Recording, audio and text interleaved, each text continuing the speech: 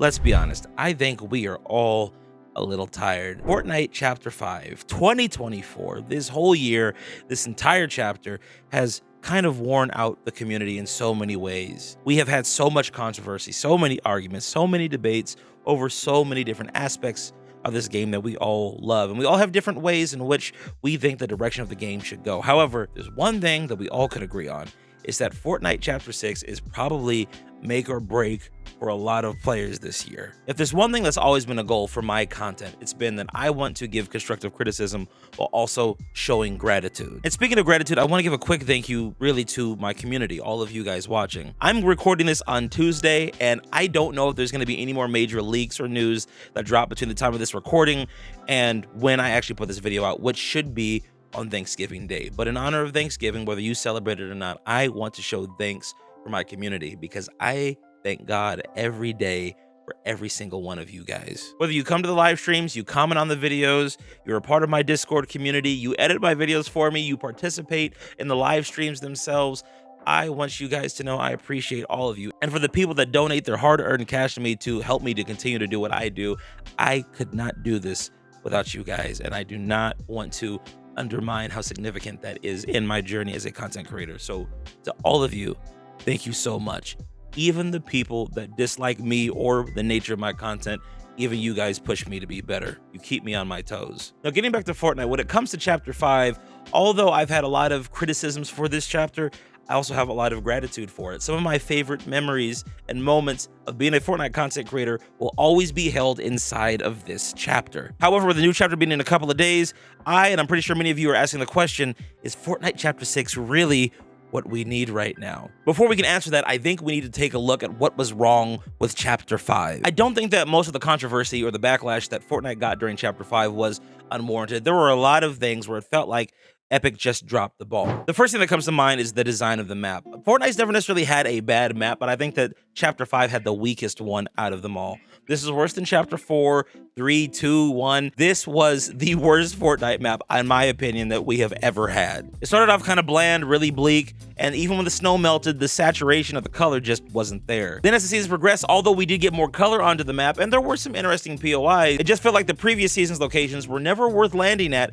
compared to the new ones because that's where the medallions always were. Not to mention some of the POIs just didn't really have good loot spawns, like Mount Olympus, for example. There just weren't enough chests that spawned there. The dash water at the underworld got boring and repetitive after a while, and anytime a zone ended there, you would just absolutely hate in-game. It would be so annoying to be able to hit opponents, and especially when you're working off of a bullet drop model for the weapons, that makes it even more frustrating. Which ties me to my next point, which is that I just don't think bullet drop was a good idea for Fortnite. It was a nice experiment, but I just don't think it was well executed. I do think there's a chance that they could buff bullet drop and make it more enjoyable, but I think for reasons that I'll get into later into this video, it should just be left alone and we should go back to a hit scan model. But like I said, we're going to talk more about that in a little while. One of the things that probably would have made bullet drop more enjoyable was if weapon attachments just had been more immersive. This is one of the other big problems that Fortnite Chapter 5 had. It wasn't necessarily just the weapon attachments, but more or less Fortnite not committing to ideas and themes. Whether it's Fortnite not giving us more weapon attachments, more diverse weapon attachments, more exciting weapon attachments that feel more in line with Fortnite's core identity, like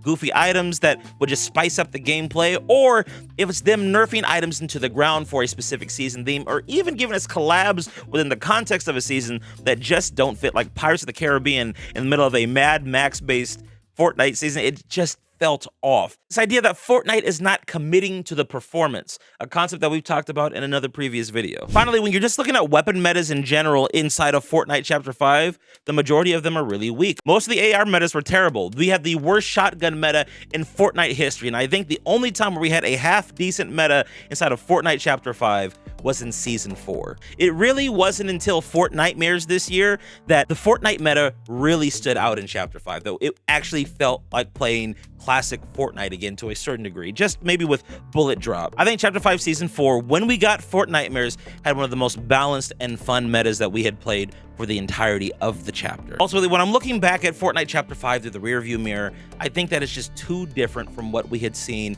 in the previous 4 chapters of Fortnite before it. And although we did get some really good things, like a cohesive storyline with plot points that carry over between season to season, more live events, a return to LTMs, new modes like Reload, there were still a lot of things within the core BR that just felt like they fell by the wayside. And now, of course, the question is on everyone's mind, Is Fortnite Chapter 6 going to be more of the same?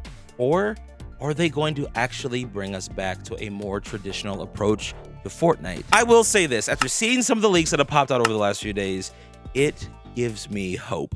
No pun intended. First off, let's talk about the theming. There is so much potential that can come from tapping into Japanese culture. With some of these leaks that I've seen, it's actually getting me really excited. Like, my inner child is screaming. You have to understand that I grew up during the original Toonami boom. So you're talking the early 2000s. A couple of my favorite shows to watch when I was a kid were Samurai Jack and Rurouni Kenshin. Two completely different stories about two different samurais, but both made me enamored by the idea of the swordsman's journey. These stories about conflict, tragedy, honor, deception, and they get to walk around like a badass with a sword on their hip. Brother, let me tell you, there was nothing cool than waiting for Saturday evening to roll around and watch the new episode of Samurai Jack with your cousins, pretending to be a samurai, grabbing a lightsaber in the backyard, and slashing it, bro.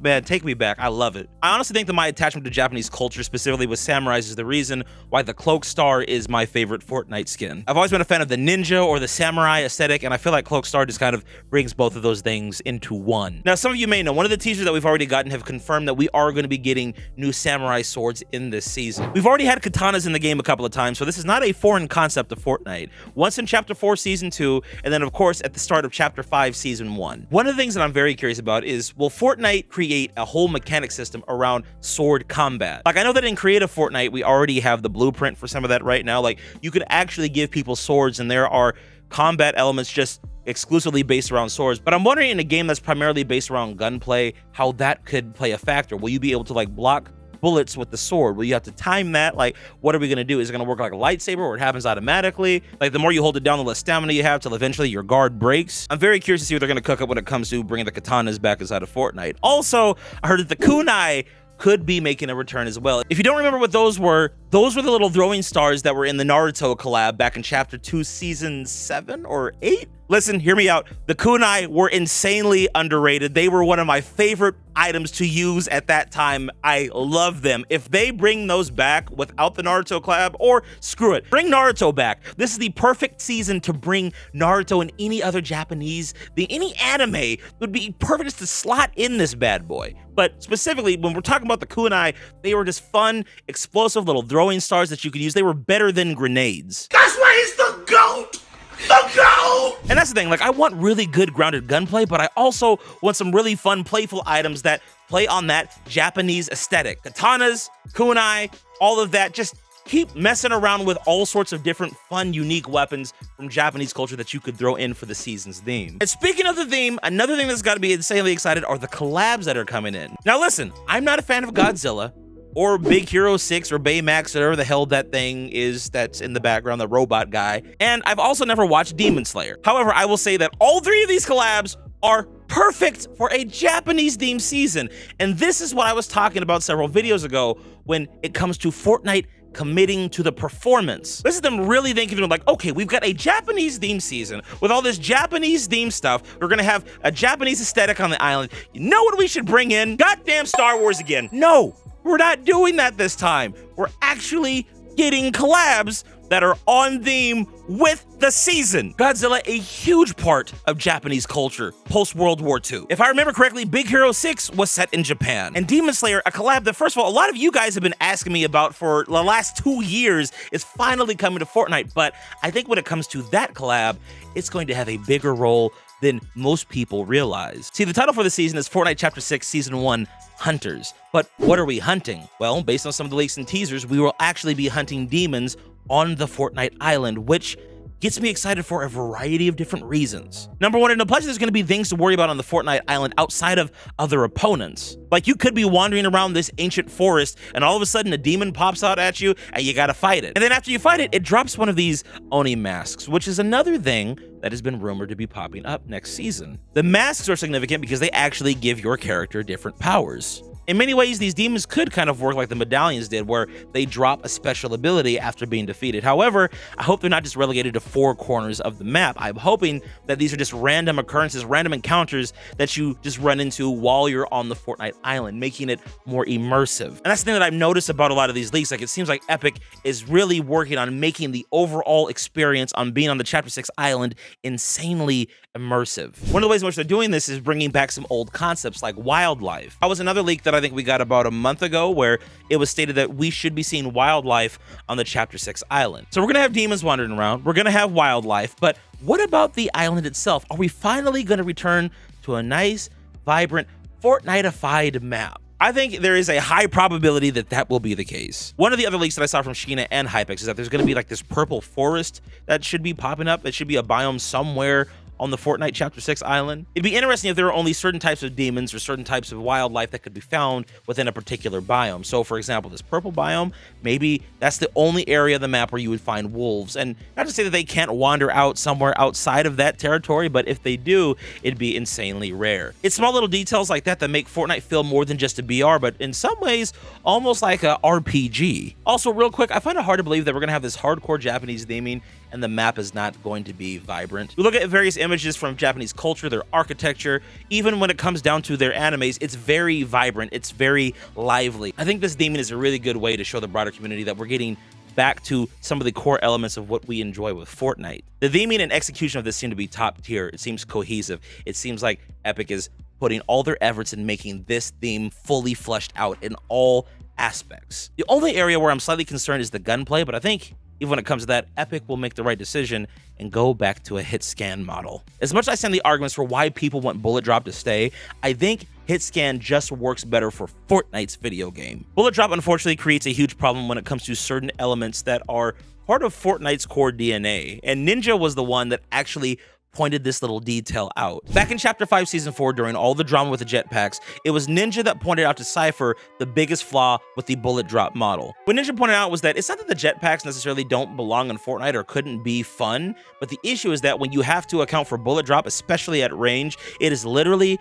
impossible to hit your opponents. If Fortnite wants to continue to experiment with more dynamic and methodical-based movement items, they're going to have to return to a hit scan based model. A lot of the wacky themes and ideas that we see within this game work because there's good ways to counter them with just the base loot pool, but you can't do that if you always have to compensate for bullet drop, especially when you have movement items that can be a bit more varied in their direction. If hit scan weapons were in the game, jetpacks would not have been as much of a problem, and I had never thought of it from that angle, but I gotta give Ninja some credit for bringing that up. The other downside to getting rid of hit scan based weapons is that Fortnite is completely throwing away their 7-year library of content when it comes to their loot pools. There are so many old weapons from the past that they could just bring into new seasons that would diversify and make the loot pool more fun, but they can't do that if they're having to recreate every single weapon and make every single weapon operate different under a bullet drop based model. We've got 7 years of Fortnite hit scan based weapons, not to mention we've got Fortnite's 2 other core BR base modes, Reload and OG, that also use the hit scan model. It would make the most sense for the experience to be cohesive across the board. OG has hit scan, Reload, and booby traps, bro. Every time I try to record it. Can you wait, Alex P? Thank you for subscribing, Alex. I guess this is just as good a time as any to remind everybody to hit the subscribe button if you made it this far in the video. If you want to be a savage just like Alex, join the family, subscribe to the channel, join the Discord, and remember to use creator code Clark in your item shop, #ad. I love y'all. Let's wrap this video up. Moral of the story when it comes to this hit scan versus bullet drop debate. If you want Fortnite to operate to its fullest potential, for them to continue to come up with these wacky concepts and these fun movement items, I think we are going to need to return to a hit scan based model. Like I said, the other 2 modes, Reload and OG, are going to be hit scan based as well. So to make a more cohesive experience for everyone across the board, so it's not as jarring to go back and forth between the 2 modes, I think hit scan just makes that a lot more seamless. Speaking of OG, there's one last thing that I want to talk about when it comes to Chapter 6, but the lens of OG Fortnite. I know that over the last few weeks, I've been very forthcoming in my reservations on OG becoming a permanent mode. And if I'm being completely honest with you guys, I don't think that I represented my position on this the best. First off, I know that a lot of video games have classic and remastered editions, and those video games do very well. They do have a core, consistent player base. My point was not to say that OG cannot hold a consistent player base. That's just simply not true. However, what people have to understand is that My problem with OG coming back isn't so much that it exists, but it's more so about what people were trying to make that mode represent. If you don't like modern Fortnite, then you can go play OG. But the problem with this argument is that it misses the point on why OG players like myself fell in love with the game in the first place and ignores Fortnite's true nature. One of the main reasons why any person plays Fortnite for any extended period of time, I'm talking like 2 years plus, is because Fortnite as a game is constantly evolving and changing. The formula of the game is constantly changing. Fortnite is not the same this year as it was last year, as it was the year before. The thing that I have always advocated for on this channel ever since the early days is keeping enough of the core identity there to where the game still feels familiar, but giving us a lot of new stuff to where the game still feels fresh. When Fortnite first came out, part of the excitement was not knowing what the season's theme was going to be moving forward. Every season carried a different theme. There was going to be some new spin on the core gameplay mechanic. There was going to be some new gimmick or some new feature that was introduced. And Fortnite was always shattering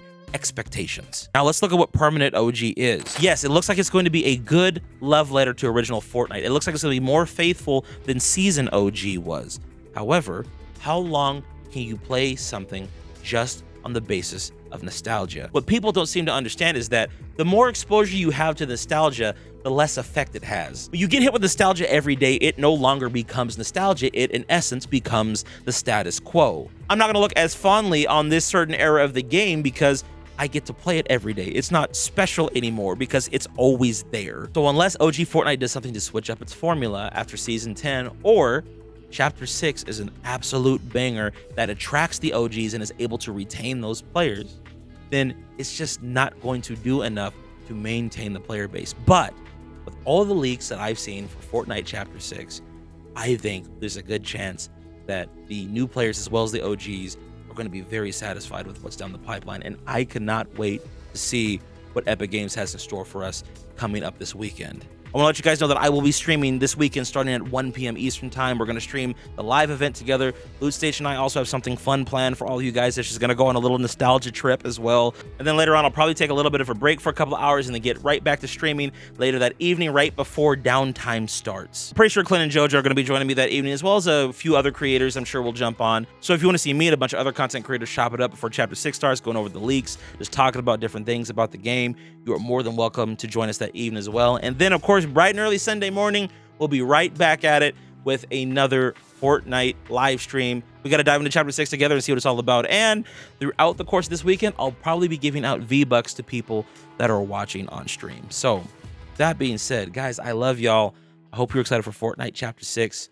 We're going to put Chapter 5 behind us. We're going to hopefully have a brighter future when it comes to this game. And I'm praying that Chapter 6 has far less controversy. I'm excited. But what about you? Leave a comment down below. Let me know. Until next time, I love y'all. Peace out.